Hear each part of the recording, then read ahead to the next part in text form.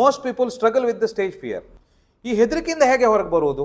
ಅದಕ್ಕೊಂದು simple example ಕೊಡೋದಾದ್ರೆ, ಒಬ್ಬ ಹಾವು ಹಿಡಿಯೋನು, ಅವ ಫಸ್ಟ್ ಸಲ ಹಾವು ಹಿಡಿಲಿಕ್ಕೆ ಹೋದಾಗ ತುಂಬ ಜಾಗ್ರತೆ ಮಾಡಿ ಹಿಡಿತಾನೆ.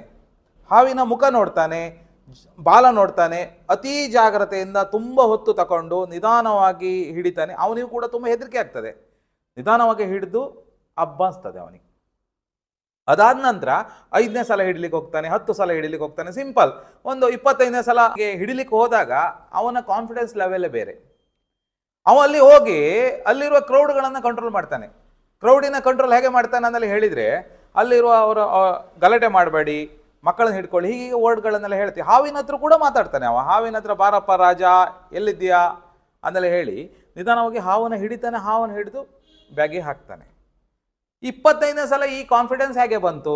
ಹೇಗೆ ಅಂದಲ್ಲಿ ಹೇಳಿದರೆ, ಅವ ಪ್ರಯತ್ನ ಪಟ್ಟಿದ್ದಾನೆ, 25 ಸಲ ಹಿಡಿದಿದ್ದಾನೆ. ಅದೇ ರೀತಿ ನೀವು ಸ್ಟೇಜಿಗೆ ಹೋಗೋದು ಕೂಡ ಅಭ್ಯಾಸ ಮಾಡ್ಕೊಳ್ಬೇಕು. ಎಲ್ಲೆಲ್ಲ ಆಪರ್ಚುನಿಟಿ ಸಿಗ್ತದೆ, ನೀವು ಅಲ್ಲಿ ಸ್ಟೇಜಿಗೆ ಹೋಗಬೇಕು.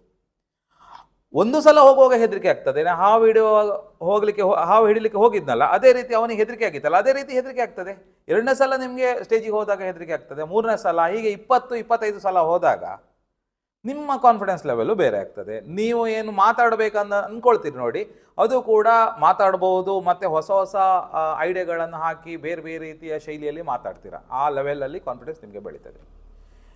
ಅದಕ್ಕಾಗಿ ನಾನು ಇಲ್ಲಿ ಏನು ಹೇಳೋದು ಅಂತ ಹೇಳಿದರೆ, ಎಲ್ಲಿ ಚಾನ್ಸ್ ಸಿಗ್ತದೆ, ಎಲ್ಲಿ ಮಾತಾಡಲಿಕ್ಕೆ ಆಗ್ತದೆ ಸ್ಟೇಜಲ್ಲಿ, ಅದನ್ನು ನೀವು ಹೋಗಿ ಅದನ್ನು ಫೇಸ್ ಮಾಡಿ. ಅದಕ್ಕೆ ಖಂಡಿತವಾಗಿ ನೀವು ಅಂದರೆ ಒಳ್ಳೆ ಉತ್ತಮ ಭಾಷಣಗಾರರು ಆಗ್ಬೋದು ಮುಂದೆ. ಗೊತ್ತಾಯ್ತಲ್ಲ?